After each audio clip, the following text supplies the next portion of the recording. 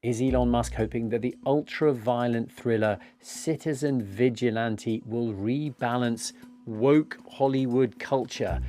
The film's been rejected by many on the left for its portrayals of the vigilante murders of European immigrants. Elon Musk has posted a link to the entire film on X. Oh yeah, and it stars former Hollywood A-lister Armie Hammer. What does Citizen Vigilante tell us about the future of film? From the BBC, I'm Tristan Redman in London. Welcome to The Global Story on YouTube.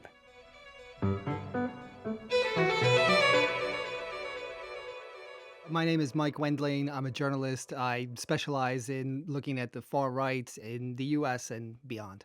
Well, we're delighted to have you here with us, Mike. I waded through most of Citizen Vigilante, the new Armie Hammer thriller.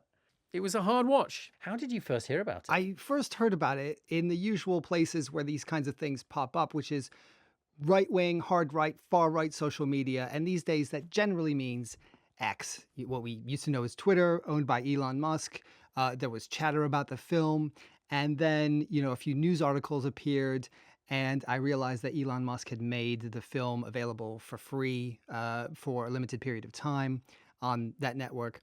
I think I actually came across memes of the film before I actually came across the film itself. Can you give us an overview of what the film is about? Yeah, sure. So the former famous Hollywood actor Armie Hammer plays an ex-U.S. Army soldier who inherits a property empire in an unnamed European country. So Armie Hammer's character, Michael Sanders, he has inherited this property empire, but he moonlights as a vigilante. He is the titular citizen vigilante. It paints a dark dystopian view of Europe as being completely overrun by migrant gangs, criminals, where women are afraid to go out at night. And there's only one man who can stop it all because the elites and the justice system are completely ignoring the problems on the ground. And it's our hero, or the hero of the film, Michael Sanders. He proceeds to go on a rampage, killing gangsters, killing migrants, killing the families of migrants, killing judges. A whole load of police officers also get killed by the hero. Ironically, for a film that is supposed to be highlighting the dangers of out of control, violent illegal migrants, the hero is a violent illegal migrant. It's made very clear that he is in the country without permission, without sort of proper legal permission, and his body count is high. Yes, the body count is high. And Armie Hammer in the film, the main actor, you may remember him from such films as Call Me By Your Name. He was an A-list Hollywood star, one of the big ones, and he had a quite dramatic fall from grace. What's his story, and how did he come to be? Well, I mean, you named one of Call Me By Your Name. He was in The Social Network, which is a fictionalized story of the early years of Facebook. He was playing both of the Winklevoss twins. He was a Hollywood star in ascendance until he, from a former partner, had allegations of sexual assault and emotional abuse. Now, he denies all of those claims that several women have come out and made against him. He was never arrested. He was never charged with a crime. But since that happened, roughly 5 to 6 years ago, he's been persona non grata in Hollywood. He has not starred in a film until this film came out just recently. I mean, the contrast between Call Me By Your Name and Citizen Vigilante could not be more striking. The first is a sort of quite subtle and nuanced coming of age film. Set in an Italian summer. And this one is, I mean, how would you describe it? It's one of the most blunt films that I've ever seen. The films that we've been talking about that Armie Hammer's starred in are terrific films, and he's a very good actor. None of those talents seem to be on display in this one, though. But do we know anything about how he actually ended up in this role? Like, when did he get the call? Well, we're just relying on news reports, obviously, but Uwe Boll, the German director who directed this film, called him up, and from what I've read in the media, Armie Hammer cried when he got the call because he thought that he had been completely abandoned. He was doing something in real estate in the Cayman Islands. I mean, this is a guy who was, well on his way to being an A-list Hollywood star, and he was just trying to scrape together a living.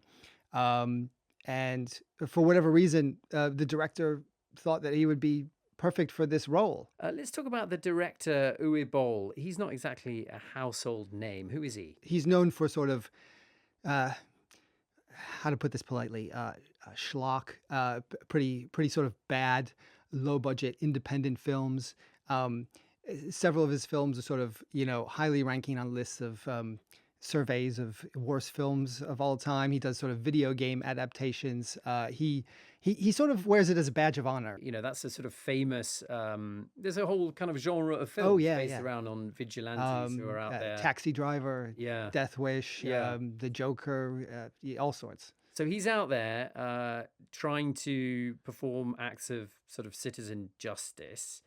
What does he actually do, and what's the kind of message that comes across from the film? To tell it in sequence, it starts with a very sort of vicious murder of what looks like a mother who's standing next to her son doing some grocery shopping. It's sort of it's interspersed with news reports and social media clips illustrating how the situation in Europe, this unnamed European country, is completely out of control and migrants roam the streets. We see the Armie Hammer character go after gangs. An Interpol police officer shows up in a very interesting sort of scene where he claims that the Michael Sanders, the character that Armie Hammer plays, is connected to Russia or China or terrorist groups, when really he's really a lone wolf. And the Interpol chief is sort of the baddie of the whole thing. Corners Michael Sanders and then loses several SWAT teams worth of police to this in his absolute bloodbath. Michael Sanders escapes. He goes on to sort of kill some more people. Some of them are just random civilians, at least one of them. And then a climactic scene happens where he confronts a rapist, a gang of rapists, actually, in a home, and kills not only the gang, but the whole family. So the director, Uwe Boll, he went on Piers Morgan's show, and he explained why he made the film. He said that he was inspired by a case that happened in Hamburg in 2016, where a group of Syrian teenagers gang raped a girl. And this is one of the incidents that he says inspired him to make this film. And if all of this was not absolutely clear as to like where the motivation was coming from to make this film, the film ends with a title card. And essentially it says that it's dedicated to the thousands of rape and murder victims who have been let down by the justice system in Europe.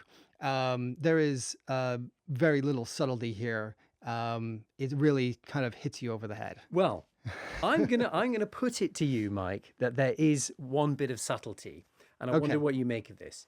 So there is a scene where our hero, played by Armie Hammer, is on a bus, and he confronts a group of kids, teenagers, who have not paid their bus fare. He actually pulls a gun on one of the teenagers and gives the kids a lecture about why it's a good idea to pay bus fares.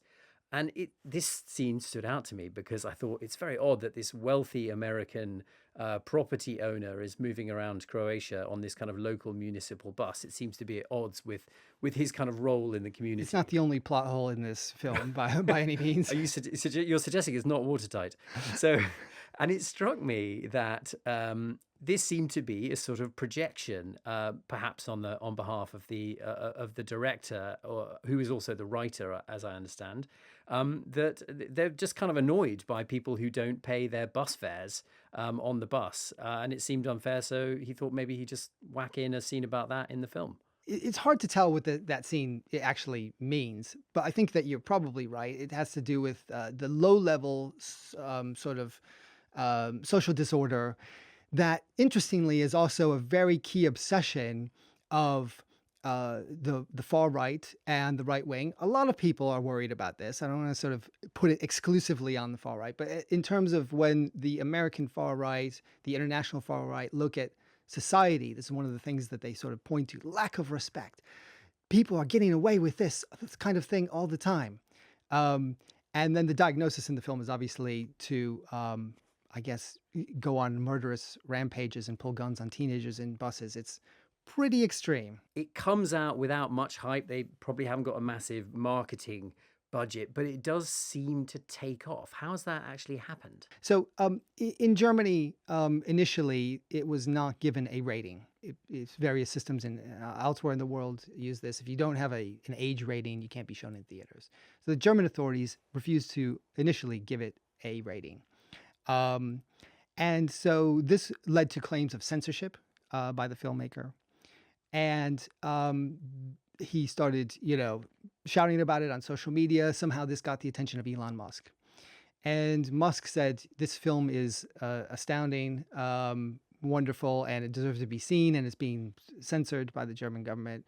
And so I'm going to make it free on X for 48 hours. Mm-hmm. This happened about a week ago, a little over a week ago. That got a huge amount of publicity. And from there, it has climbed the charts, at least on streaming, at least in some countries, very sort of temporarily, but it definitely has sort of shifted units in terms of rentals and sales on things like Amazon Prime and other sort of streaming services. So there are plenty of critics, Mike, who are saying that this film promotes violence against migrants and government officials even. As we've heard, Elon Musk has been actively promoting it on X. He has shared on his X account a post by another user which described the vigilante murder of migrant criminals and their families as the moderate response. That's a quote, the moderate response. But where does he stand on things? Like, what's he saying at the moment? So, Elon Musk has been very involved in politics in the United States and around the world. He was obviously a big supporter of Donald Trump during the 2024 election. He's been sort of a free speech warrior, anti-woke warrior, conservative on some issues. He talks a lot about migration. He has retweeted people who spread what is known as the Great Replacement conspiracy theory, which posits that white people are becoming extinct because non-white people from other countries are being secretly or not so secretly being brought into European countries and North America and whatnot. This has become more explicit in his social media output. It's become a little bit more extreme. Obviously, something like along the lines that you just read out, where a slaughter of a family being considered moderate is pretty out there. It is rhetoric. It's online rhetoric. A lot of people around him or defenders of him would say, don't take it super seriously. But it's a constant drumbeat that he's become talking about this. And it's not just sort of, I suppose, me sticking my finger in the air and seeing which way the wind blows in terms of what he's saying. There's been some research done by folks at the Washington Post and the Guardian and other sort of news agencies and think tanks analyzing the messages that he's putting out, and they sort of back up that conclusion. At the same time, he's also become much, much, much more wealthy with the floating of his companies and the business that they're doing. And he's suggested that he might fund a sequel to this film or perhaps other films with one would assume a similar message. It's a very sort of curious political development that the world's richest man has undergone. You touched on earlier the genre of vigilante films, which include Taxi Driver. Yeah. Now, this year's Oscar winner, yes, One Battle After Another, yes, is arguably another vigilante film and was widely praised around the houses for Leonardo DiCaprio's performance. Yeah, absolutely. What's the difference? Yeah, I think the difference is pretty clear. Well, okay, so there's an artistic difference for sure, because that's a good film, I think. It's just as Taxi Driver is a good film. But politically, I think it's it's a much more sort of subtle film. You take the Leonardo DiCaprio revolutionary character in that film, right? He's kind of an oaf. We see him after his revolutionary days, and one of the most hilarious scenes in that film is he can't remember the password for the revolutionary group, and he gets like all frustrated, and he starts like smashing a phone because he's just constantly high on marijuana. I don't think that anybody goes into that film and comes out saying, you know what, I need to be killing some Antifa super soldiers, or we need to be raiding an ICE immigration facility in the United States. But I think that if you're so inclined, it might be that you see Citizen Vigilante and you think, gosh, this is a problem that is out of control and I need to do something.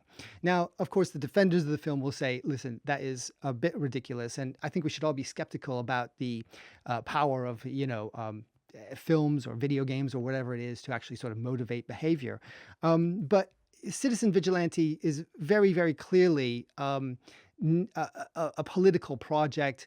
It's very clearly in the category of propaganda. Like it fits the definition of propaganda in a way that all these other films that we've been discussing don't, just because they have subtlety, humanity. They make people maybe think, yes, they have violence. Yes, maybe they glorify violence, but they're just not in the same category. Okay, so Citizen Vigilante was considered for a ban in Germany, but we should point out that the German film authorities have actually changed course on that, and they have approved it for theatrical release. Is it the right decision to ban a film like that, or is it just better to let audiences decide whether a film is worth seeing or not? Yeah, I think that, the ban led to the essentially what we call the Streisand effect, right? Named after Barbara Streisand, who'd wanted pictures of her house taken down from the internet and went to great lengths to do that, but ended up getting more attention on it. So the band operated in the same way. This film would, if it was sort of given a license right away by the German government and sort of shown in half a dozen theaters around Germany, probably wouldn't have made the splash that it had. I mean, look, generally, I would say we have to be very, very skeptical of censorship. Rating systems are censorship. Rating systems are a form of censorship.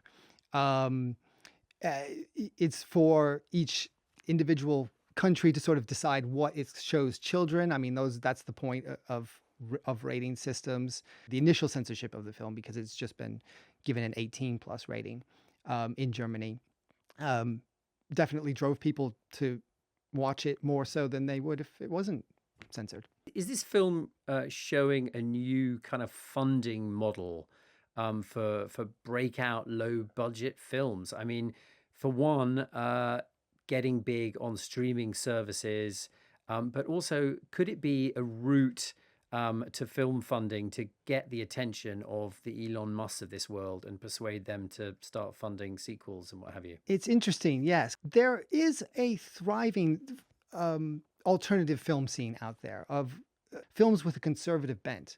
I'll give you another example, one that was actually way, way more successful than this film. It was called Sound of Freedom. It came out about 3 years ago. And it was not, it was put out by a studio called Angel Studios. They're very upfront about their Christian values. They're a conservative film studio. The film itself dealt with human trafficking. And it was the fictionalized story of a CIA agent who hunts human traffickers in Central America. It was very controversial for its conservative messages, and the lead actor in that film did some interviews with conservative podcasts, and he talked about the QAnon conspiracy and things like that at some point.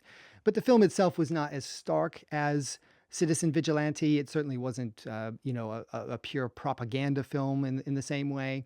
That film made $250 million. Oh, wow. That's a lot of money. That is a lot of money. Yeah. It was on general theatrical release. You could see it in cinemas all across the United States, all across the world. It streamed. It was shown in churches. It shows that there's a viable model. There has always been a huge market, particularly in the United States, for Christian-centered, Christian-themed entertainment, right? So there are alternative distribution methods. Hollywood is not all powerful. There are niche markets out there. This particular film that we're talking about is a very specific niche, but there's certainly ways around Hollywood if you're a filmmaker and you're savvy and you want to sort of capitalize on a different film-going audience. So there is a claim that the movie industry is overpopulated by liberals. Elon Musk has been taking pot shots at Christopher Nolan's new adaptation of the Odyssey. Nevertheless, the Odyssey looks like it's going to be a huge film, one of the big blockbusters of the summer. Musk is basically claiming that that film is subject to quote unquote woke casting. So we've got a situation where he's hyping this film Citizen Vigilante whilst dumping on the Odyssey.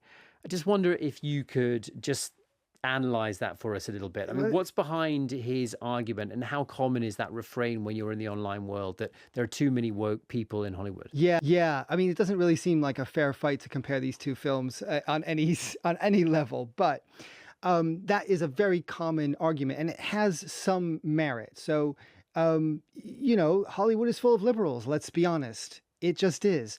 On the other hand, that doesn't necessarily mean that Citizen Vigilante is a good film and its message is a sort of mainstream message that should be broadcast throughout the world, and except for the woke forces that are holding it back.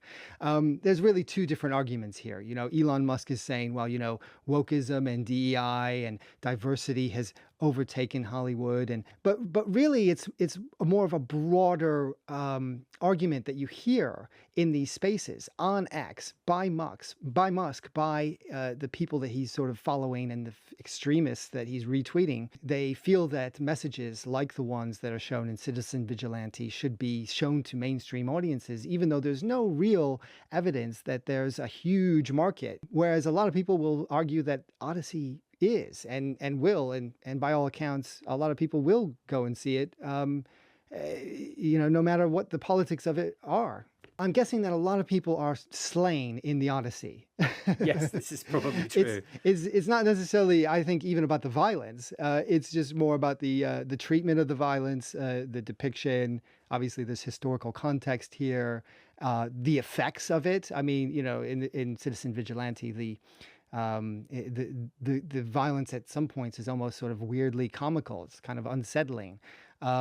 Compare that to a film like One Battle After Another, where it's very sort of stylized and well done. It sort of draws you in a way that it doesn't in these sort of amateurish films. Well, maybe an alternative way of looking at that, Mike, might be that if the filmmakers of this movie know that there is an audience, or believe that there is an audience who will buy into it because they buy into the political bent of the film, or what the political bent of the film appears to be, maybe they're thinking, imagine if we also gave them plot, character development, a great script, maybe the limits would be that much. Maybe there would be a huge audience. Who knows? So if you look at the film site Rotten Tomatoes, there's a huge audience score on that. Now, that is not a natural phenomenon, right?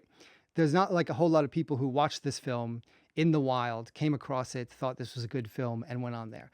They're part of a political project that they said, we're going to, thumb our noses at the critics, and we're going to give this a high score because we believe in the political message that it's sending.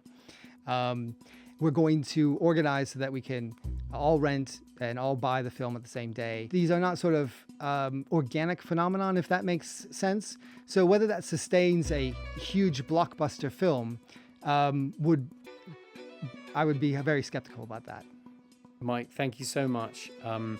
We'll leave it to our listeners as to whether or not they want to spend 90 minutes of their life watching Citizen Vigilante. Just don't watch it with your children. Don't have them anywhere near it.